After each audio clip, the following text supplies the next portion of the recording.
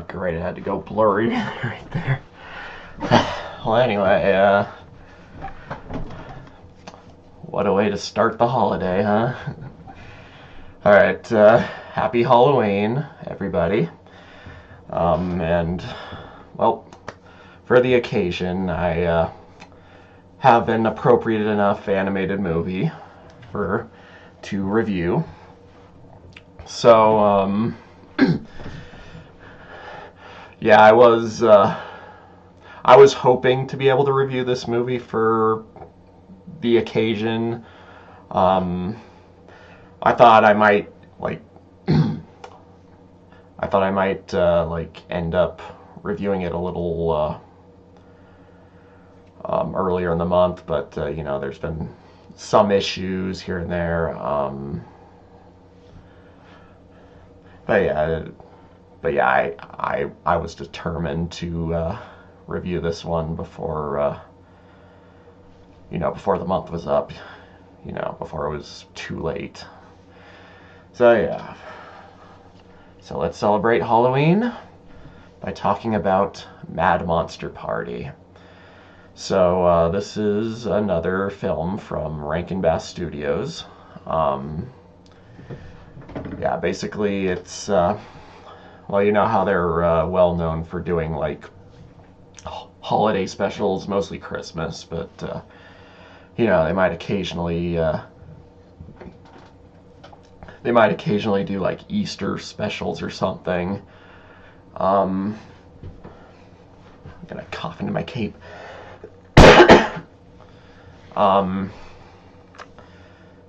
Easter specials, blah blah blah, a lot of holiday specials, but yeah, so here's some proof that they've done a Halloween special as well. So yeah, this basically it's kind of like a crossover of like all the famous all the famous monsters from like Universal Studios, and all the ones you usually see together, like Dracula, Frankenstein, the Mummy, and even like the Hunchback of Notre Dame, and the Creature from the Black Lagoon, characters like that. So yeah, so because this was kind of during like a decade where people were like pretty fascinated with there was kind of like this craze going on during the decade about what's the word, throwbacks to the Universal monster movies and stuff.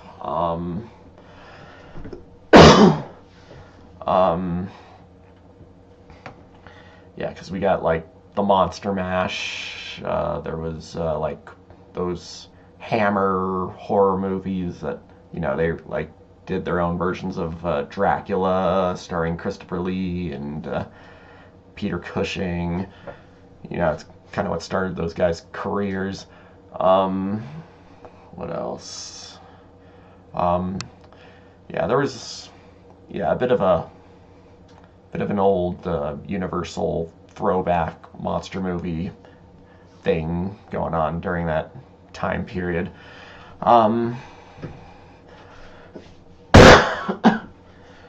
So yeah, so the story is we have what's his name, Boris von Frankenstein, and he's voiced by Boris Karloff. So this is two Rankin Bass movies in a row that have Karloff providing a voice.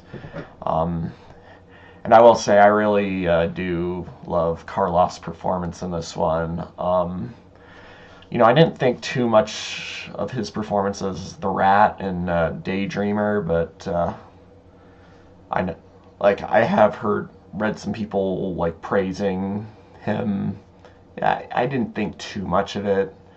I mean, I think there were plenty of performers with chemistry in that movie that he kind of like blended in more, but yeah, here he like really stands out, and I do really love his performance, um,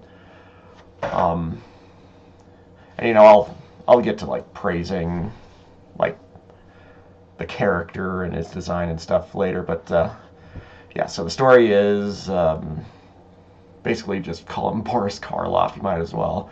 So yeah, Karloff creates a this chemical that can like destroy matter. So it's like a very dangerous device, item, thingy. The MacGuffin of the movie. Um, yeah, I think this cape's gonna have to be washed after all this. So yeah, so he with this he decides that he should retire because he's on. Well, basically, he explains that you know he wants to quit while he's on top. So he figured it's a good time to. Yeah, he gives a compelling enough reason, but yeah, so it is in. So he like arranges like this event with all the famous monsters like Dracula and the Mummy and stuff. And he also invites his nephew over. So, I guess it's also worth noting the nephew has allergies too. Though he's got a bit more of a sneeze than a cough. He does have like a tendency of like spraying stuff or taking pills, and you know whenever he does that, his mouth gets all wide. And, yeah, it's kind of. I do think it looks a little weird. A bit on the. I don't know about uncanny valley, but it's just weird looking. But yeah, it's. So yeah, Karloff arranges. Basically, he's planning to announce who his heir is, and he's already decided that the nephew's going to be his heir. He also has this assistant who's, you know, she's like basically the femme fatale type who, well, she ends up being the love interest, but yeah, she's she's jealous of the nephew. She wants to be Karloff's heir. So yeah, she devises a plot to destroy the nephew, and yeah. Let's see what else. And after that, it's kind of like a bunch of shenanigans of monsters trying to, you know, basically take the position as Karloff's heir, and you know, because they all want the chemical and you know all that stuff. And yeah, by the end, they all kind of like join forces together to destroy both the nephew and the assistant character. And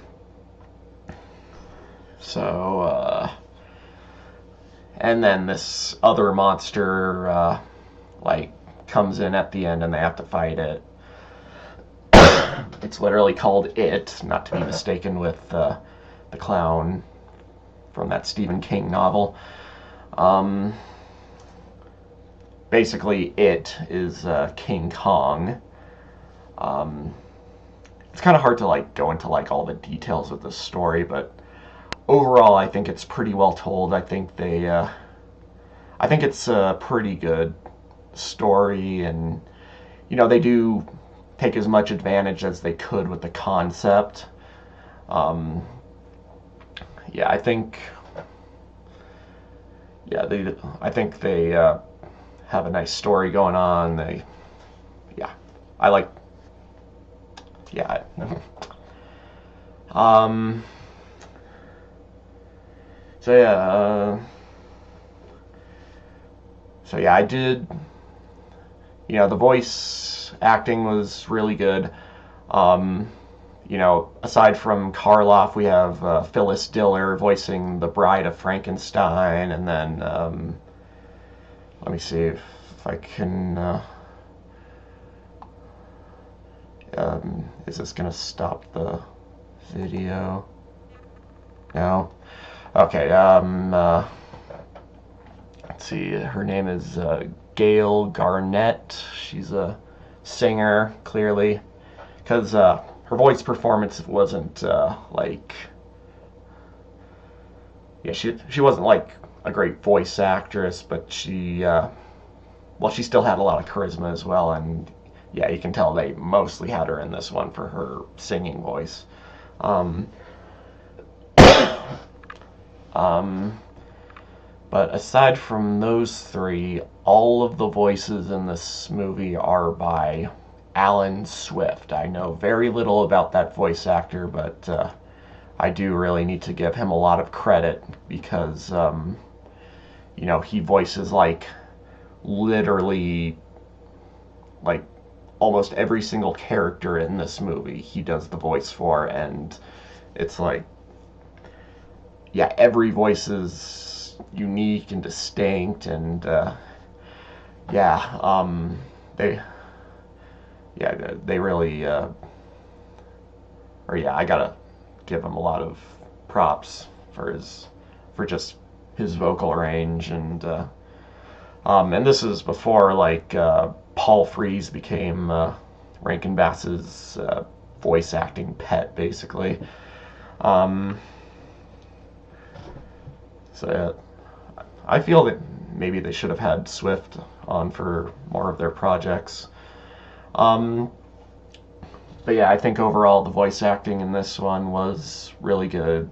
Swift was great, and yeah, again, I love Karloff's performance. Um, and it is also worth pointing out, like, Swift also voices like the main character, and he does a Jimmy Stewart voice. I'm wondering if they intended to actually have Jimmy Stewart voice the character, but they couldn't get him, and so they just had Swift do the best Stewart voice that he could. Um, um, I pretty much enjoyed all of the characters in this movie, and I really liked like all of their designs,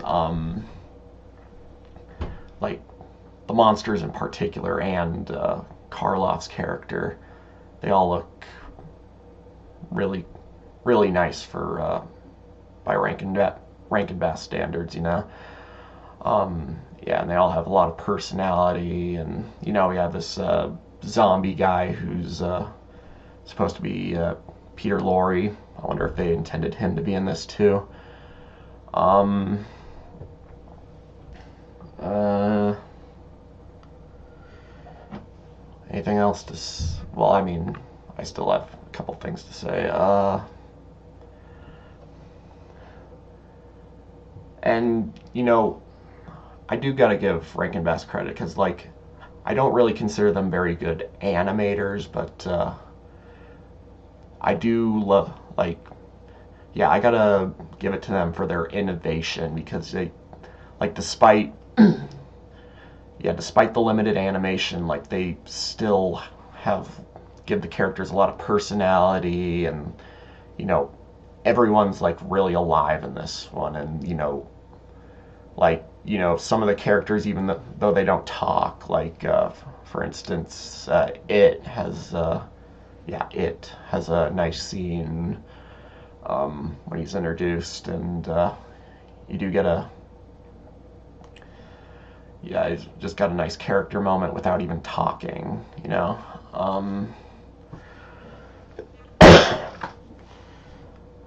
And So yeah,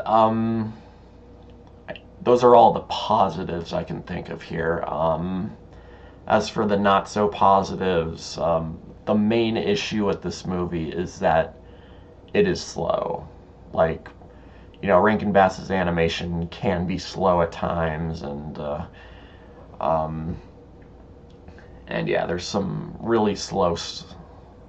Yeah, there can be some pretty slow pacing at parts. Like, for instance, there's this really pointless scene where like all of the monsters are sleeping or trying to sleep. Um, and yeah, we basically see four different scenarios of one monster being kept awake by another monster. Like, it, like, well, for instance, the Invisible Man is kept awake by the werewolves howling at the full moon. Um, and yeah, Dr. Jekyll is kept awake by a creature from the Black Lagoon spraying water all over him, and then you have two other scenes of monsters being kept awake by another monster snoring, and yeah, and it's basically just four really slow scenes of monsters like finding ways to you know yeah, finding ways to stop another monster from yeah, it's just a bunch of pointless shenanigans, and I don't think any of like the resolutions are real, like the punchlines are really that funny. Yeah, just pointless scenes overall. I guess that's one issue with the movie, is that like there's so many monsters in it that the movie at times doesn't know how to like balance out their screen time, and we don't get to know all of them as well as we could. And yeah, some of them just aren't as fleshed out as others, and it's kind of a shame. Um, and also like the slow animation, or just the animation overall, it can create like there's a lot of slapstick in this movie, and yeah, at times the animation just doesn't lend its, or most of the time it just doesn't lend itself very well to the slapstick. Like for instance, there's like this big there's a scene where all of the monsters are like fighting each other, and it's like a food fight and stuff. Um, but yeah, like there are good ideas for slapstick throughout the whole movie, but they're just not um, executed the best because of the animation. Um, uh, I think, yeah, I think the pacing and the limited animation is, those are like the main two aspects that drag the movie down a bit. Um, there's also a couple of really yeah, some rather troubling scenes. There's two, and both of them are kind of misogynist. Yeah, one of them has like, so during like the big fight scene between all the monsters that I just brought up, um, the assistant girl, Francesca, she gets in a literal, or not necessarily literal, but she gets in a cat fight with the Bride of Frankenstein, and yeah, first they rip each other's dresses off, and then they're just kind of going at it in their undergarments, while you literally hear cats in the background, like. Meow. So yeah, it's like literally two ladies having a cat fight, and yeah, their undergarments, and yeah, that's kind of troubling. Um, and the other even more troubling scene is kind of near the end. Like Francesca has hated the main character. His name is Felix. For most of the movie, she's been trying to like kill him most of the time, and then he saves her from the moat that has like alligators and stuff. That's not the troubling part. That's just standard damsel in distress stuff that you'd expect from movies of this era. But yeah, like after he saves her, she's like crying because she's going on about how he ruined everything, and yeah, she goes hysterical, and yeah, his answer is to, like, he's he's reluctant at least, but he still decides that the right thing to do is to slap her. And then after he does that, right then and there, she like instantly falls in love with him, and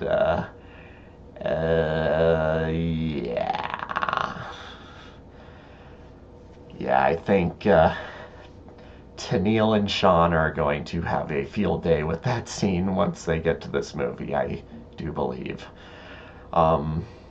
And probably also the cat fight.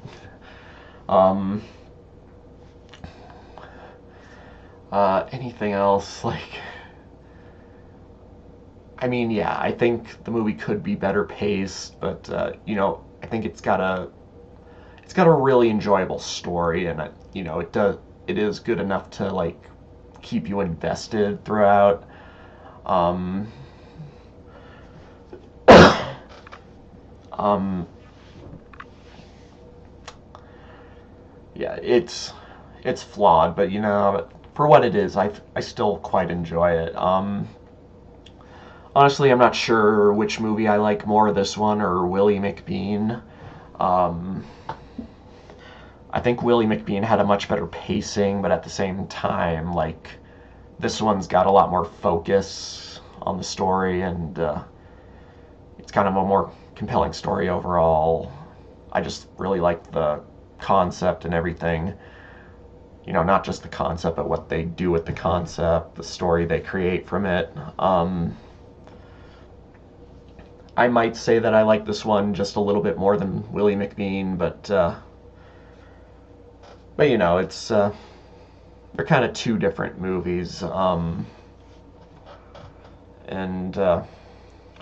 yeah, overall, I enjoyed it. It's not like great, but yeah, for what it is, it's worth checking out. I think if you're if you're a fan of Rankin Bass, if you're a fan of like classic horror monsters from like Universal and stuff, yeah, this one's definitely worth checking out if you're interested.